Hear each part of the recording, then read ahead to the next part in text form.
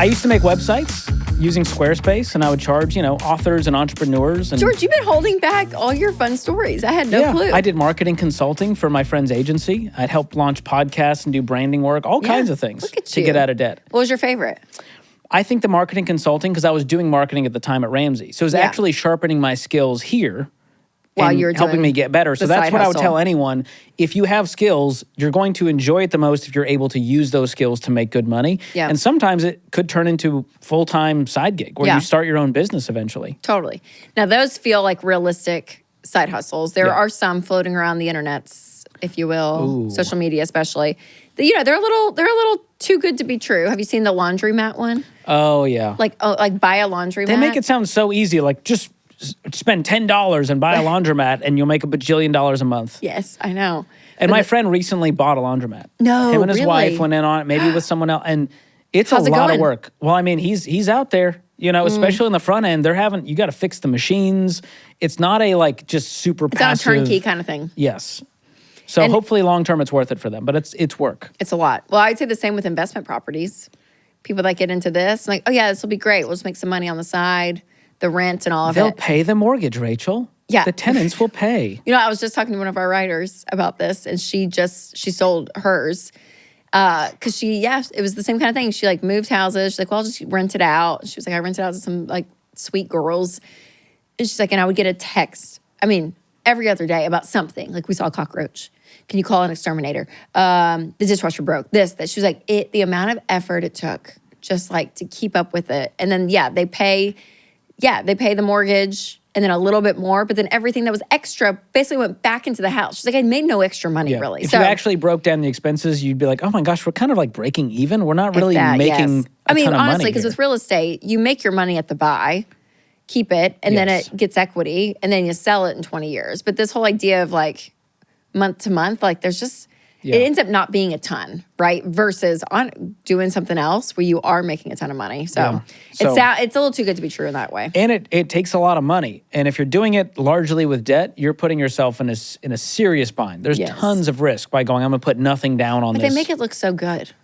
Well, yeah, of course. If you're selling it a course on how to invest in real estate, I'm going to make it sound like this is all do. a breeze. Be like me. We retired at 23 because we my don't go wife into and a job and we have we're $15 million in debt. I know. And then I'm going to get I'm usually not sensitive about this stuff at all. But it does, this one does irk me. I'm like, you can comment about whatever, about my family. But when it's those people and they're like, Dave Ramsey's wrong. And then they go into we're $17 million in debt with 6 VRBOs and 5 rental properties. And we live in the beach in Hawaii and travel to Paris and all this stuff. But they use Dave as probably clickbait, his name. Yeah. Yeah. And I'm just like, no, y'all, it's not good. Not good. Not good long term. Not good. Not as smart. Lots of risk. And we take calls on the Ramsey show literally every day. The last show we hosted together. Yes. Just a few days ago. Wasn't it every call was lost my job, a health scare. We had to move to go take care of my, life happens. Yeah. While things were going well, they took on a bunch of debt going, we can afford the payments. Fine. We can do this. And then life happened and they're calling us going, what do we do? We can't afford the payments anymore. Not good, George. Never go good. into debt for any side hustle. How's that for advice? And if you go back to simpler times, honestly, you think about going straight to the customer and helping them with a service that's easy. Dog sitting, house sitting, babysitting. Yes. They're tried and true, and people are willing to pay good money in your own neighborhood. And can I say this? I pay a good amount for babysitting. Yeah. Because I do love a great babysitter. So I'm I will pay them well, or what I think is well. And you watch your kid for 4 hours and you make more than Instacart. Yeah. I mean, right? If you find a great family, 100%. I don't know. I'm telling you, it's the way to do it. Or house sitting. People will pay for you to just sleep at their house while they're gone. Watch things. Feed the plants for me. Yeah. Water those plants. Yeah. And dog sitting is a great one. I mean, we pay a dog sitter when we're out of town. Mm-hmm. We do some doggy daycare at her house, and she makes great money as a side hustle, and it's just fun money for her. Yes. And there's some apps and stuff that you can find to find families in your area. But honestly, I think that stuff is that's where you make some good money. So sometimes it's just don't overthink it. Yes. The side hustle that's right in front of you might be the best one. That's exactly right. Okay, so George, if you had to start over today, choose a totally different career. If you had a completely different life and as a Ramsey personality, what would you be doing? Oh my gosh. Okay, I'm trying to think of. I need lucrative job, low impact, high reward. I'm not the most athletic, so I don't want to do physical labor. So that takes out a lot of side jobs. Okay. I'm going to use my brain. Okay. I'm going to go consulting. I feel like consultants make a lot of money, and you're like, what do you do? What do you do? Like, I'm a business consultant. That's what I would do. And my Instagram bio would say entrepreneur/consultant/DJ, probably. Something like that. But I'd get gigs at this juncture. But no, here's the thing. No one's going to consult with a 23-year-old, George. No, but you now, with all your life experience. But now, with all of my life experience, people would pay dozens of dollars. They would. Dozens of dollars to do that. But how about you? You, I'm trying to think of what you're good at. I'm struggling. I'm struggling. I'm kidding. So in my dream job, which would take me years to work up the ladder. So this wouldn't answer the question, but I'm going to give you. You can still do it. Mary Kay's still around. So, I believe in you. Oh my You're going to get the Cadillac. That would be some kind of political correspondent. Okay. For a network. Like, it's always like been like my side dream. Like, I would like follow campaigns around. I would be in the middle of everything. But that takes a while to get like a good slot. Yeah. But what I would do now is I wonder if I could start a social media political account. Oh, like political news. Yes. I don't know. But through an entertaining filter. Get some political sponsors around. Okay. You know? Not political parties sponsoring. Would it be like but a nonpartisan situation? Oh, totally. Yeah, that's my thing. Because I'm like, both sides. And I really do believe, genuinely, I'm like, bring it both.